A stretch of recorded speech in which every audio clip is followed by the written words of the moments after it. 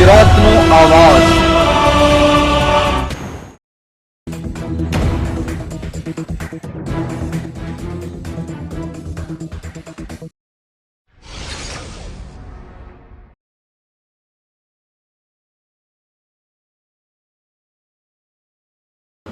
ભારતની પારસ ડિફેન્સ ઇઝરાયલી સંરક્ષણ કંપની સાથે મળીને ડ્રોન બનાવશે। ભારતની Paras defence and space technology limited અને ઇઝરાયલ કંપની હવે હેવન ડ્રોન્સ લિમિટેડ એક કરાર પર હસ્તાક્ષર કર્યા, જેના હેઠળ ભારતમાં એક પેટા કંપનીની રચના કરવામાં આવશે।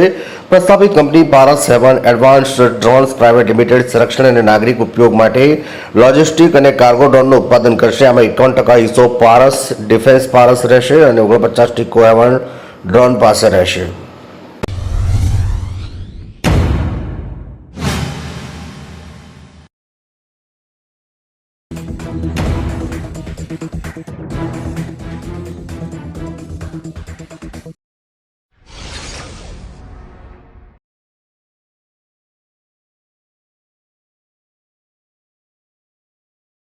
જરખિયા ગામના યુવાનની હત્યામાં ન્યાય નહીં મળે ત્યાં સુધી સરટી હોસ્પિટલ ખાતે પરિવારજનોએ મૃતદેહ સ્વીકારવાનો કર્યો ઇનકાર।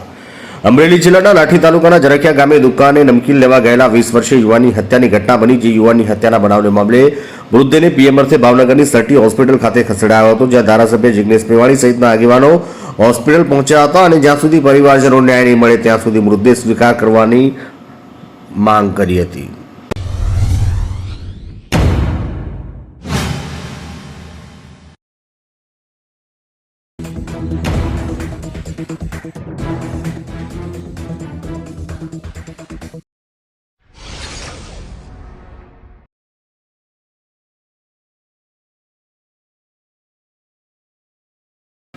છોટાઉદેપુરમાં કાર અને રિક્ષાના અકસ્માતમાં 3 લોકોના મોત, 6 ઘાયલ। છોટાઉદેપુરના સાલપુરા ગામમાં વળાંક પાસે કાર અને રિક્ષા વચ્ચે અકસ્માત થઈ ગયો, જેમાં કારમાં સવાર 3 લોકોના સ્થળ પર મોત થયા, જ્યારે રિક્ષામાં સવાર એક પુરુષ, એક મહિલા, 3 છોકરીઓ ગંભીર રીતે ઇજાગ્રસ્ત થયા। તમામ મૃતકો સરકારી કર્મચારી હોવાનું જાણવા મળ્યું છે। ઇજાગ્રસ્તોને તાત્કાલિક સારવાર હેઠળ ખસેડવામાં આવ્યા છે।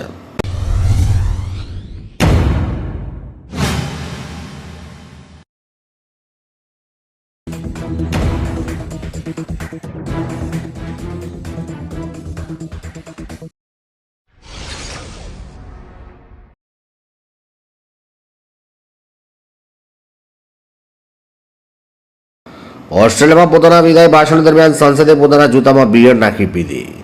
ઓસ્ટ્રેલિયાના વિદાય લેનાર સાંસદ કાયલ મેકનિંગે સંસદમાં તેમના વિદાય ભાષણ દરમિયાન તેમના જૂતામાં બિયર પીતા દર્શાવતો એક વિડીયો શેર કર્યો। જૂતામાં બિયર પીવાનો શોય કહેવામાં આવે છે, જે એક પરંપરા છે। બીબીસી અનુસાર મેકગીને કહ્યું કે તેમણે સંસદમાં સામાન્ય લોકો હોવાનું દર્શાવવા માટે આ કર્યું।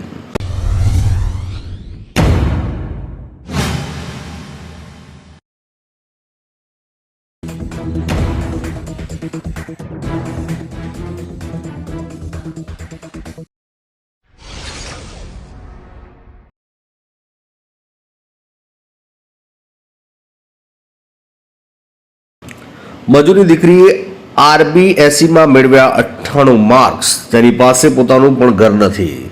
રાજસ્થાન માધ્યમિક શિક્ષણ બોર્ડની ધોરણ 12ની પરીક્ષામાં ગજનીપુરા પાલીની મીનાક્ષી ચૌધરી આર્ટ્સ સ્ટ્રીમમાં 97.80% ગુણ મેળવ્યા।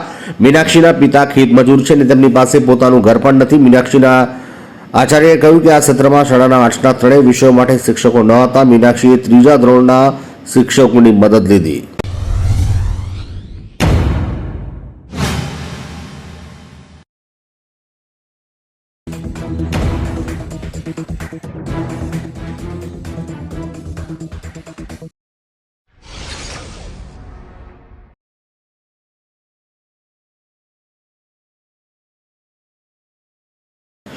સુરતમાં સાવકા પિતાએ દુષ્કર્મ આચરનાર 12 વર્ષ બાદ વિડીયો વાયરલ કરી દીકરી પાસે બીભત્સ માંગ કરી। સુરતમાં સાવકા પિતાએ 12 વર્ષ બાદ દુષ્કર્મનો વિડીયો વાયરલ કરી પુત્રી પાસે બીભત્સ માંગ કરી હોવાની ફરિયાદ નોંધાઈ છે।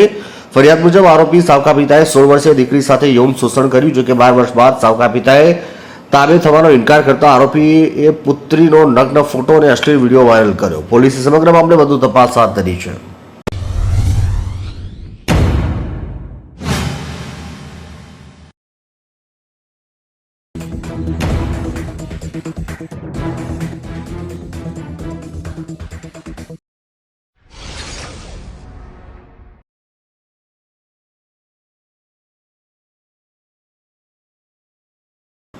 ગુજરાત પોલીસે ઓપરેશન સિંદૂર હેઠળ 110 દેશ ધર્મ વિરોધી આઈડી બ્લોક કરી. ગુજરાત પોલીસ દ્વારા ઓપરેશન સિંદૂર અત્યાર સુધીમાં 110 દેશ ધર્મ વિરોધી આઈડી બ્લોક કરવામાં આવ્યા છે. ઓપરેશનનો મુખ્ય ઉદ્દેશ દેશ વિરોધી પ્રવૃત્તિ, ફેક ન્યૂઝ અને શંકાસ્પદ નાણાકીય વ્યવહારો પર લગામ લગાવવાનો છે. જ્યોતિ મલ્હોત્રાની ધરપકડ બાદ દેશમાં પોલીસે અન્ય યુટ્યુબર્સ, સોશિયલ મીડિયા ઇન્ફ્લુએન્સર પર કડક નજર રાખી છે. અત્યાર સુધીમાં 50થી વધુ યુટ્યુબર્સની પૂછપરછ કરવામાં આવી રહી છે.